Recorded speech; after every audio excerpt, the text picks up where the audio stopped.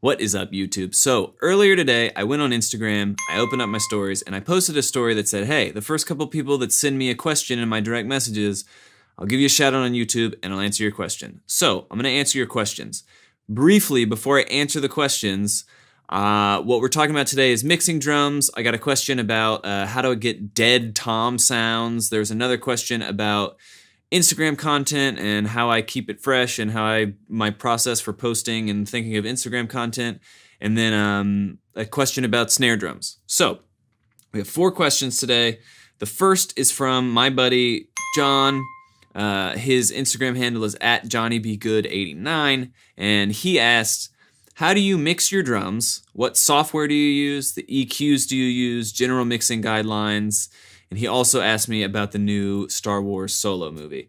I'm terrified. I think the Star Wars franchise is in trouble. They're making too many movies, but this is about drums, so I'm going to keep it there. And I'm kind of pessimistic about Star Wars at this point. I love Star Wars, obviously.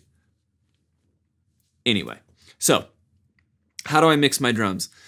At this point, I am familiar and use, for different reasons, I use Logic, Ableton, and Pro Tools, and I don't think that that's the best workflow. As far as if you're a drummer and you want to get started, if you have a Mac, I think Logic is still the most affordable DAW, which DAW is Digital Audio Workstation, recording software. Logic is probably the most affordable and maybe the most intuitive, but I do think that Ableton has its own benefits as far as how flexible audio is with the warping of stuff, and if you're someone that plays tracks live in performances, Ableton I think is the best software to run tracks. And then Pro Tools, I do think that Pro Tools handles audio better than anything. Beat Detective is amazing for editing drums and gridding drums, so they all have their thing. I started on Logic, and I'm still probably the most comfortable on Logic when it comes to mixing. So that's what I'll be talking about all this stuff as it applies to Logic, but if you have a recording software, it applies to that too. So on every track that I have, so I have, like 10 mics, kick drum, snare top, snare bottom, hi-hat, rack tom, floor tom, 2 overheads, a room mic, and then either a vocal mic for when I do lessons and stuff, or I have another mic that I use as a crotch mic, which is also called a knee mic, and it goes in between the snare and just Google search knee mic position and you'll get there. So what I do for every track is basically every track has EQ and compression on it. And the EQ is just depending on the sound I'm going for, and the compression is depending on the sound I go for, but all of my drums have some EQ, compression, and then I use the gain utility plugin in Logic to phase switch some of the tracks, and phase is a whole thing I'm not even going to go into. But phase is really important with drums. So sometimes if you have stuff that's just sounding really thin, you should flip the phase on it, because that can sometimes really help because stuff is out of phase. And that is a whole rabbit hole that I'm not going to go down. But phase is important. So in some of my channel strips, I have the gain utility, and I use that to phase flip stuff. So EQ, compression, I bus all of those things, and all of that gets bussed to what a lot of people refer to as a squash track or a crush track, where all of the drums go into a bus, and it's super, super compressed, and then you just mix a little bit of that in to give everything a little more crunch and a little more bite and aggression. And then after that, that's kind of it. Sometimes I use reverb, but not typically. But yeah, it's just EQ, compression. I use all stock plugins or free plugins. There's a couple that I really like. One is Soft Tube makes a saturation knob that is really great. That's pretty much it. It's nothing super fancy. And then everything after that is just your ear. I don't think you need a lot of mics. I think you can get a great sound with just overheads, kick, snare, and maybe that crotch mic. It's really up to, so much of mixing and so much of all that stuff is how are your drums tuned? How are you playing them? What's the room you're in? So as a general thing though, EQ, compression, nothing fancy. All right, that's the first question, mixing. all that stuff. And I also don't consider myself like the expert. I feel like I listen every month. I go back and listen to mixes that I put out on Instagram or YouTube, and I think, what was I doing? Because I'm still learning so much in that area. But on to the second question. Travis on the drums, he asked me, how do you get that dead tom sound? So there's a lot of dead tom sounds you can get, but what I'm assuming you're referring to, and if I'm wrong, then this question is pointless, or my answer is pointless, but like the Beatles, Come Together, that track, that super, super dead tom sound, I achieve by using this. These are just cut up shirts. These are like undershirts, like the tank top type deals. They're just cut up, and I literally just lay those over the head. That's it. No moon gel, no nothing. I lay those over the head.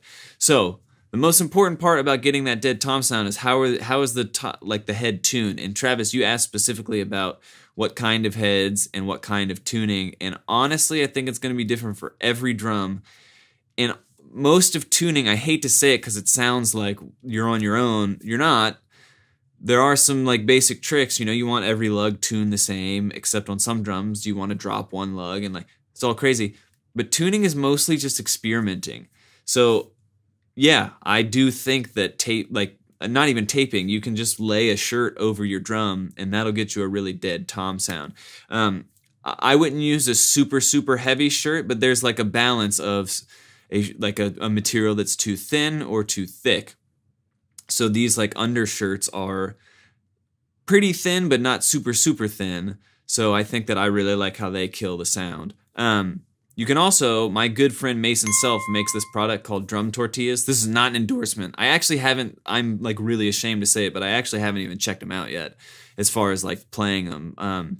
But Mason made these things called the drum tortillas, like Aaron Sterling and like a whole bunch of people use them because they're awesome, and Mason is the best. So if you're really wanting that dead tom sound, the drum tortillas that's literally why they were designed, to make that way easier for people to achieve. So check them out.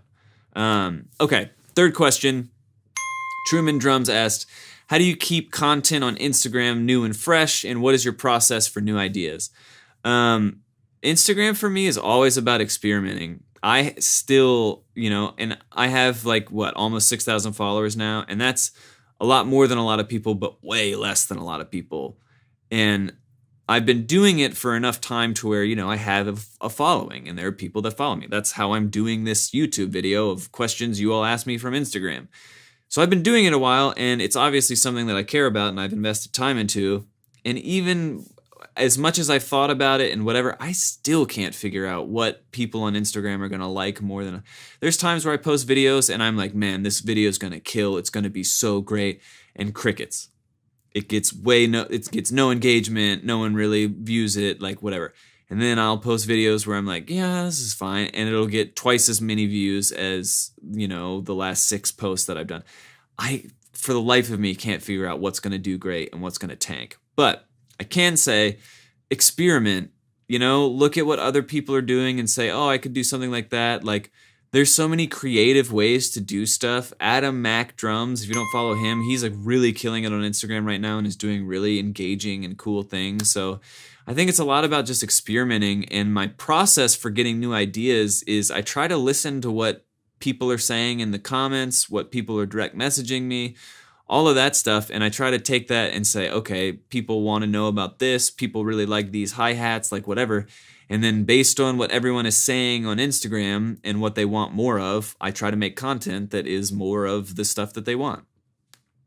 So, and a big picture thing to get content, because I do YouTube and I do Instagram and I have a blog and I have all these things, a huge way that I think it's really important to plan out your content. And then, like I'll cut this, when I post this video to YouTube, you'll see it on Instagram too, because not everybody on Instagram goes to my YouTube page, and not everybody on YouTube is going to go to my Instagram.